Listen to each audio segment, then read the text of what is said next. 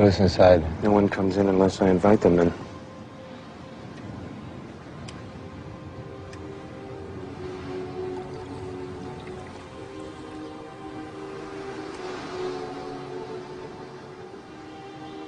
Are you the devil?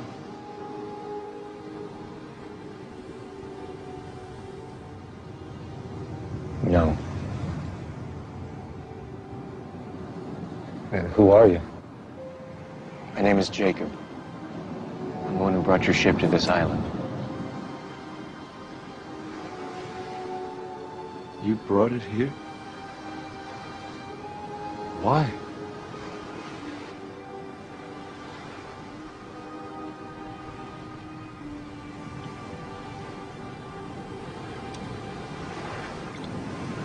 Think of this wine as what you keep calling hell. There's many other names for it, too. Malevolence, evil, darkness. And here it is, swirling around in the bottle, unable to get out, because if it did, it would spread.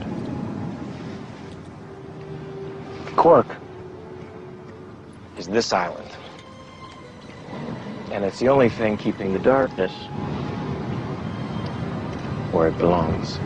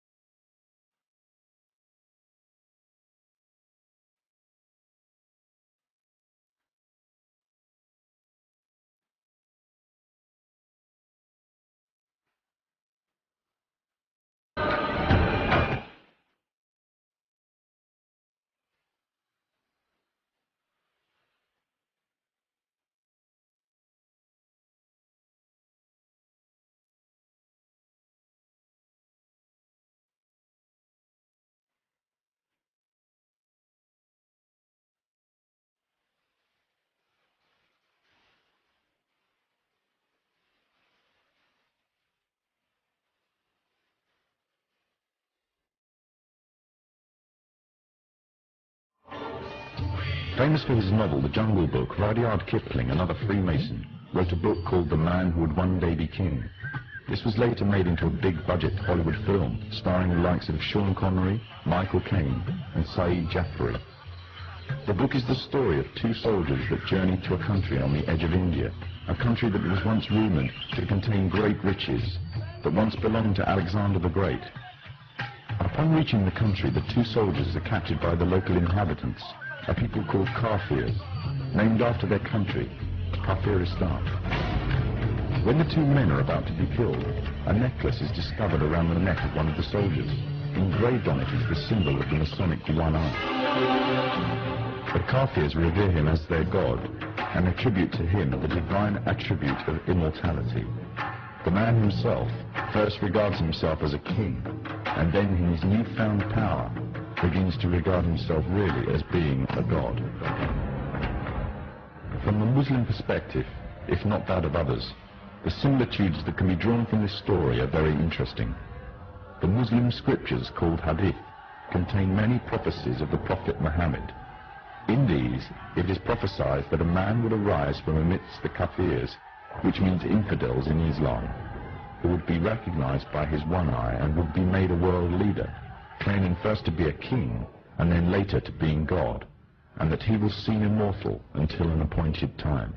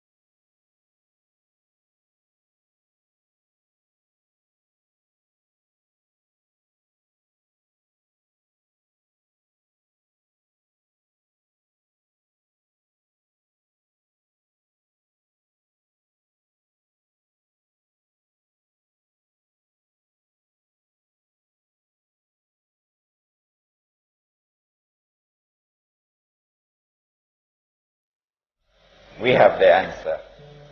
And it is also in Sahih Muslim. It is known as the hadith of Tamim ad-Dari. Listen to it carefully now. Tamim ad-Dari was a Christian who took the Shahada, became a Muslim in Medina. He came to the Prophet ﷺ and narrated an experience which he had. The Prophet ﷺ, after the Salat in the masjid, asked the people, sit down, sit down. I have something to tell you. Tamim ad-Dari has come to me and told me something about Dajjal which confirms what I have been saying to you. So we know that what is contained in this story is true. What did Tamim ad-Dari experience? He said that he and some 40 of his companions went on board a ship. So you need water. So they have to go in some place where you can travel with a ship, a sea or an ocean. And when they went on board the ship, a storm came. And the storm blew the ship for 40 days for a whole month, sorry, not 40 days. The storm blew the ship for a whole month before they reached land. After they reached land, then they got off the ship onto a boat and they went, and it was an island. And on the island they saw a strange beast. It was very hairy, so hairy, so much hair, that you could hardly distinguish the head from the tail. So this beast is concealing its identity. And the beast spoke and said that I am, what? Huh? I am? Are you guessing now? I am Jassas. Jassas then said to them, there is someone waiting to see you. They went to the monastery. They found this young man, powerfully built, curly hair, but he was in chains. His hand chained to his neck, his legs chained. And this man started to question them, a number of questions. The Nabi al-Ummi, has he arrived in Medina? Nabi al-Ummi means, it doesn't mean the Nabi who cannot read and write. No. It means the Nabi who is not a Jew. The Nabi who is Gentile. Has he arrived in Medina? Yes, he has. Are the people accepting him? Some are accepting, some are not. This man then says, it will be to their benefit if they will follow him. A very important statement. Then he asked, the date plantations of a particular area, is the crop still coming out in abundance? They said yes. He said, I don't think it'll last for long. And then he asked, Buhayrat al-Tabariya, that's the Arabic name. The English name is the Sea of Galilee. The Jews call it Lake Kinneret. It is the largest sea in the Holy Land. It is from the Sea of Galilee that whole of the Holy Land gets water, the Sea of Galilee. He said, is there any water in the Sea of Galilee? They said, yes, plenty water. He said, I don't think it's going to last for long. And then he said, I am Dajjal. I am Dajjal. And when I am released, I'm going to enter every single town and city, except Mecca and Medina, because the angels will bar me. Which means at the time when Dajjal's day will be like our day, and he appears in the world as a human being, at that time he cannot enter Mecca and Medina, the angels will guard him. Now then, we now know from this hadith that when Dajjal is released and commences his mission, he will commence his mission from this island. Which island is it?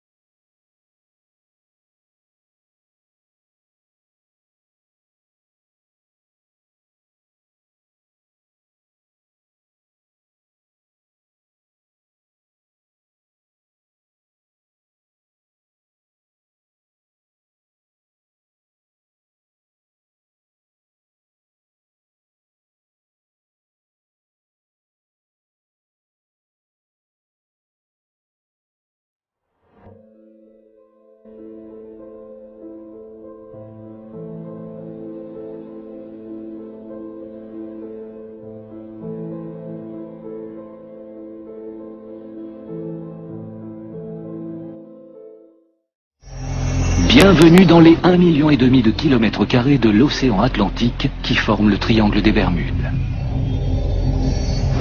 Ici, les conditions météorologiques sont particulièrement destructrices.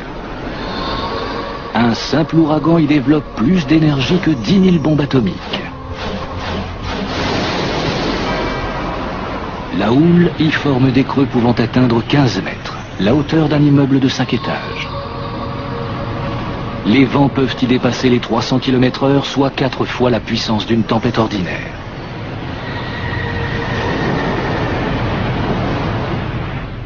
Même par temps calme, cette portion d'océan qui s'étend entre Miami, les Bermudes et Porto Rico a la réputation d'avaler ses victimes.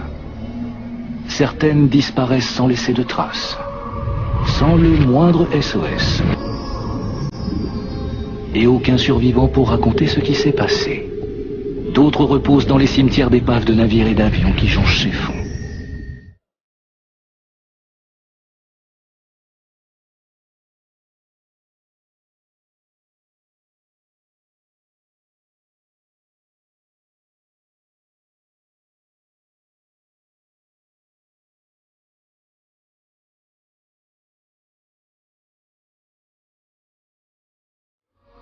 En 1918, l'USS Cyclope, un bateau de ravitaillement, quitte la Barbade.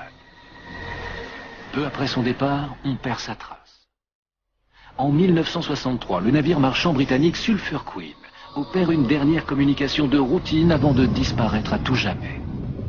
Les scientifiques insistent sur le fait que les eaux du triangle n'ont rien d'inhabituel. Ces sceptiques ont probablement raison. Tout ceci alors que le trafic maritime et aérien se développe et que se multiplient donc aussi les accidents. Au milieu des années 60, un journaliste du magazine Argosy invente le terme triangle des Bermudes, ce qui scelle encore un peu plus le mythe. Mais comment démêler la fiction de la réalité? À la fin de la Seconde Guerre mondiale, par une belle journée, 5 avions de la marine transportant 14 hommes d'équipage disparaissent sans laisser de traces. La disparition du vol 19 de l'US Navy a accroché l'imagination du public et reste le plus grand mystère du triangle des Bermudes. La perte d'un aussi grand nombre d'hommes, quelques mois seulement après la fin de la guerre, est un choc pour le public. Leurs photos circulent dans tous les journaux.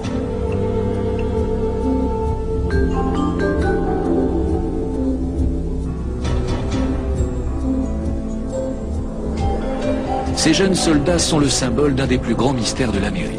Ils donnent une dimension internationale au mythe du triangle des Bermudes. Les hypothèses les plus invraisemblables prospèrent autour de cette disparition. Mais quels sont les faits?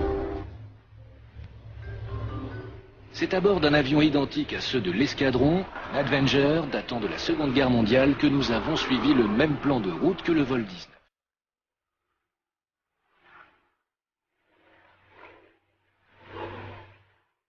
Aux commandes, Charles Taylor, un pilote chevronné. Le vol 19 a décollé de ce qui est aujourd'hui l'aéroport international de Fort Lauderdale.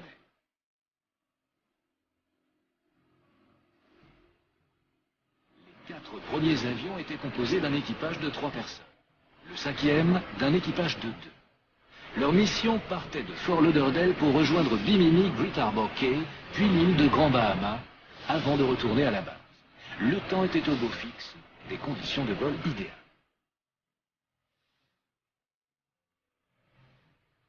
La première étape les mène à Bimini, à 90 km de leur base. Sur le chemin, ils effectuent leurs exercices de routine, quelques lâchers de torpilles. Ils doivent ensuite tourner à 91 degrés et poursuivre leur vol sur une centaine de kilomètres.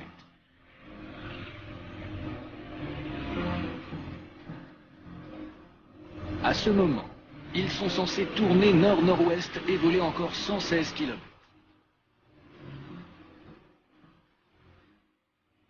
Le dernier virage doit les ramener à l'ouest vers Fort Lauderdale.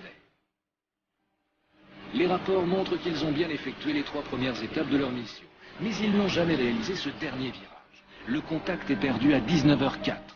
On ne retrouvera aucune trace des avions. Nous sommes à notre tour victimes de nouveaux problèmes.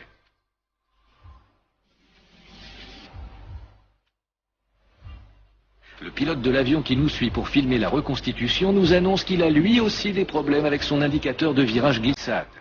Le sien ne fonctionne plus du tout.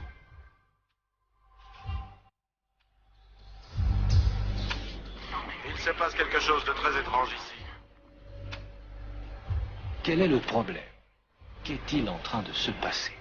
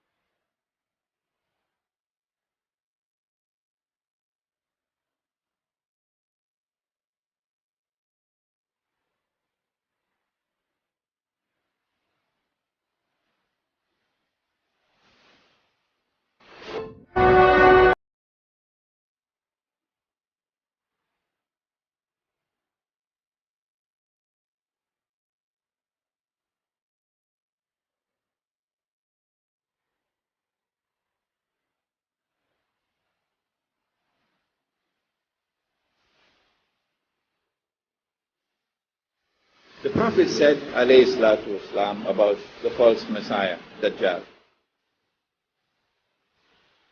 He said the hadith is in Kanzul Ummal, وَيُبْعَثُ مَعَهُ شَيَاطِينَ, that there would be shayateen, the evil jinn, evil spirits, who would be raised with the false Messiah, with Dajjal. يُشَبِّهُونَ بِالْأَمْوَاتِ, and these evil jinn, evil spirits, will assume human form. But they'll assume the human form of those who died long ago. يَقُولُونَ لِلْحَيِّ, and then they'll come and stand in front of you. And they will say, تَعْرِفُنِي?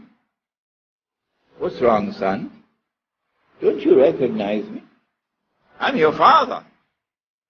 Because he'll have the same physical features, complete with DNA and everything, of your father. He would have your father's voice. He'd have your father's memory. And he will declare, I am your father. Ana abuk.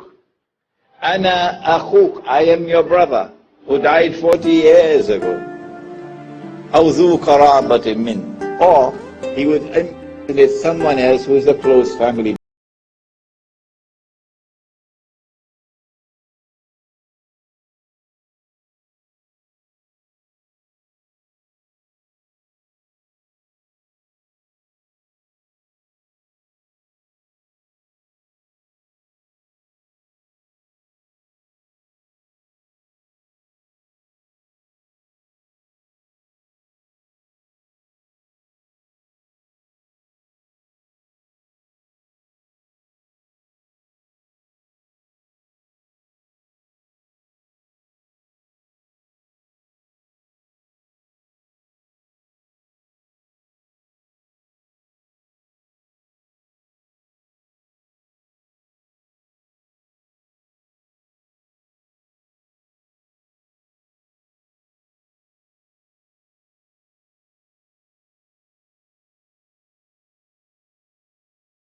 Notre promoteur aperçoit des flashs de lumière, mais il ne s'agit pas d'éclairs.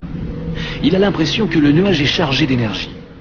Il déclare également que des lignes étranges sont apparues dans le tunnel, tournant lentement dans le sens inverse des aiguilles d'une montre. Ces lignes courent sur toute la longueur du tunnel, qui lui semble faire au moins 15 km de long.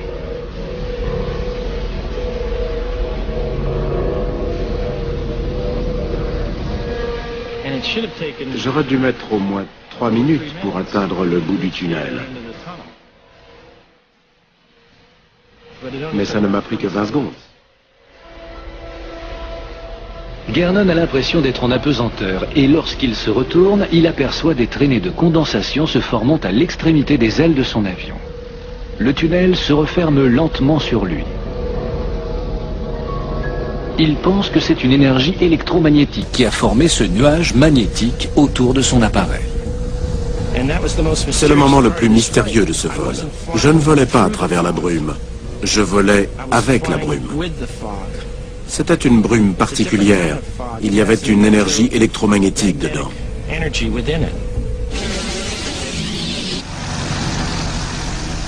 La brume se serait alors dispersée en quelques secondes et notre homme se serait retrouvé au-dessus de Miami.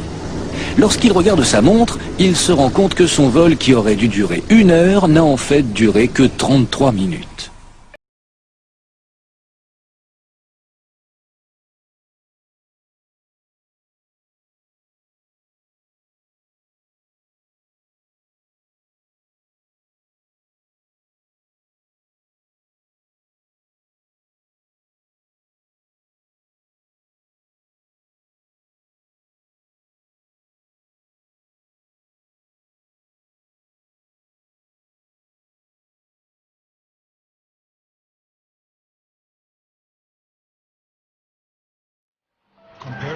Lorsqu'on a comparé les résultats de la mission MaxStat avec ceux du satellite Ørsted, on a découvert que durant ces 20 dernières années, le champ magnétique avait diminué de 6% dans cette région. Le champ magnétique de la Terre diminue plus rapidement au-dessus du triangle des Bermudes que partout ailleurs sur Terre.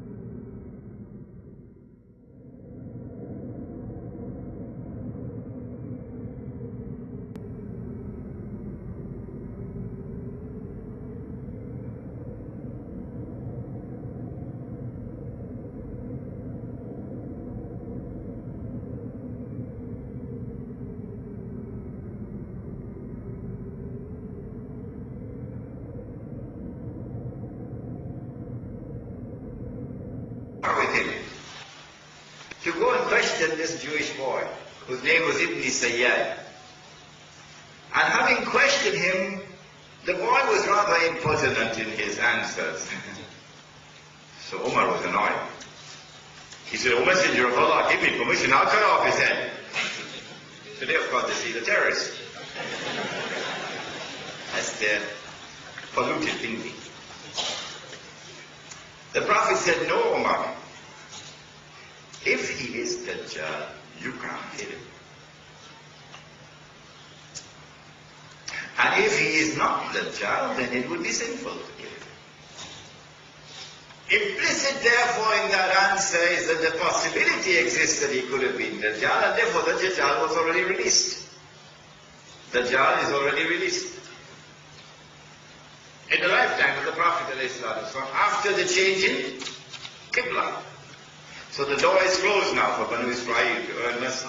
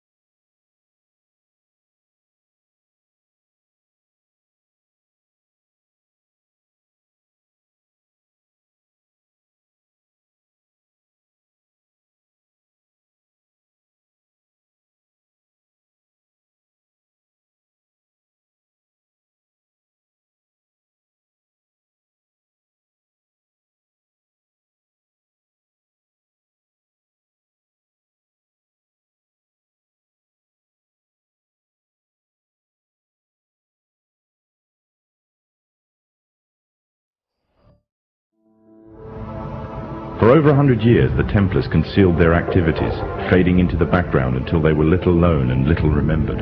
However, they did not cease to keep a firm grip on Britain. All the time they were planning, regrouping, and infiltrating positions of power in all corners of the kingdom. In 1717, the Templars made their reappearance in Europe. They had grown in both number and strength, and were now ready to coin a new identity, free from their reputation of the past, and given credibility by none other than the monarchy and aristocracy of England. And the name they chose for themselves was a name that will be known by many, but understood by a few. This new name, the Freemasons.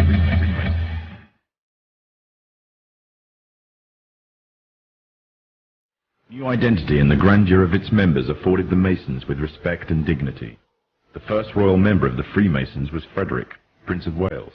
The latest members include Prince Philip, the Duke of Edinburgh, and consort to the current Queen of England, Elizabeth II, who herself is a grand patron to the Masons. However, behind closed doors, the Freemasons were free to indulge in the secret rites and rituals handed down to them by their ancestors, and these became the basis of their levels of membership, called degrees.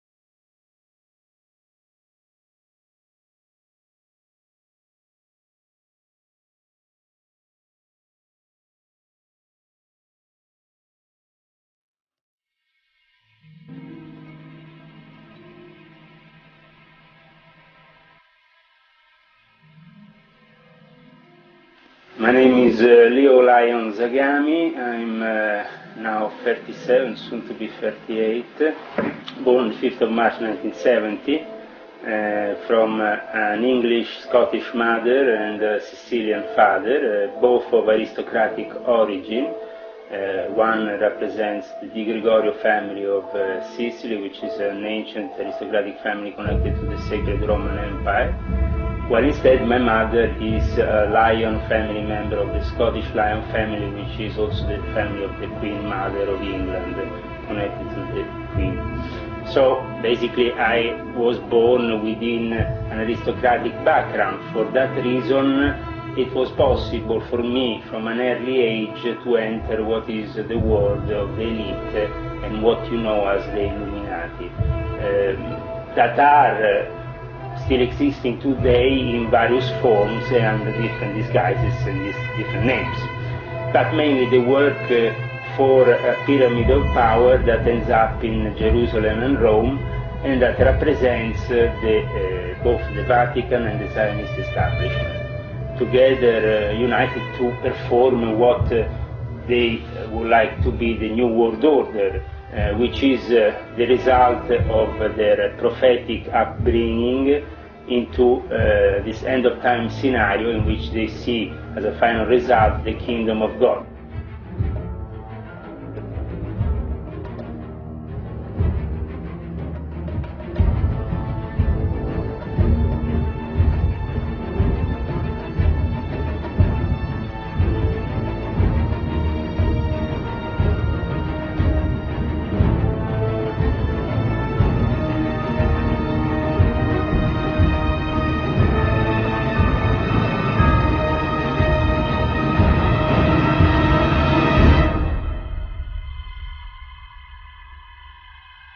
The kingdom of God perceived by the dark Illuminati, as I call them, because we have also Illuminati that are truly illuminated by God, and then we have the corrupt Illuminati, the evil forms of corruption that came into being, and at that point to regain power, which they did, they unleashed a series of agents around all the secret societies of the time, and they also established and helped establish the Illuminati Order of Weishaupt, which saw within their members some very illustrious characters, like for example Napoleon, who was initiated himself by Cagliostro, Giuseppe Balsamo, and when he was a young lieutenant coming from Corsica.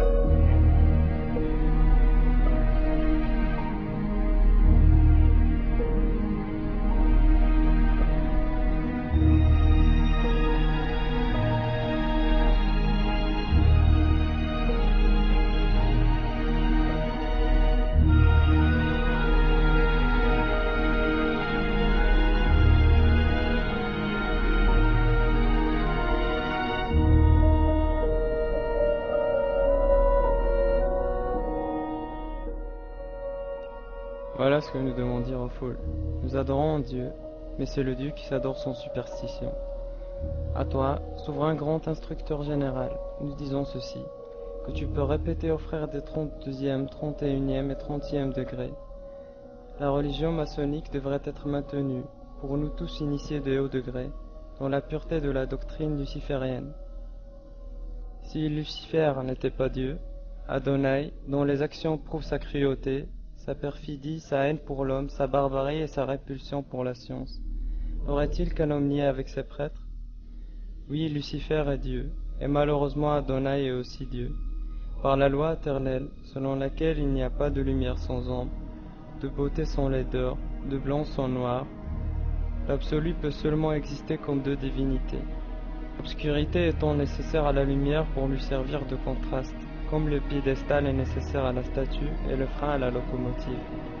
La doctrine du satanisme est une hérésie, et la véritable et pure religion philosophique est la foi en Lucifer, l'égal de Adonai. Mais Lucifer, Dieu de lumière et Dieu du bien, lutte pour l'humanité contre Adonai, le Dieu des ténèbres et démons. Well, definitely my experience in Freemasonry, I was initiated on the 13th of April 1993 by Prince Aliata di Monreale in the Order of the Sword and the Eagle. I soon joined the Supreme Council of the 33 Degree. As an aristocrat, I got initiated by a family friend, somebody who was close for many centuries. Their family, the Aliata family in Sicily, is close to the Di Gregorio family. So this, for aristocrats actually passing on high degrees or masterships within Masonic orders is not so unusual. In America is unusual. In fact, a lot of viewers from America, when they see me talking about the Duke of Kent, the Marquis of Northampton, or the Prince in Italy, or the Prince of Monaco, whatever, being in charge of orders, Masonic things, they kind of tend to say, but it's not really how we've been brought up in America, because here Freemasonry is a common thing for everybody. First of all, Freemasonry in America is not for everybody, because there's been a lot of racism, and that's why Prince Hall Freemasonry is born. That's why in the year 2008, we're probably going to have the first Freemason from Prince Hall Masonry to become the President of the United States, which is a 32-degree member, which is Barack Obama.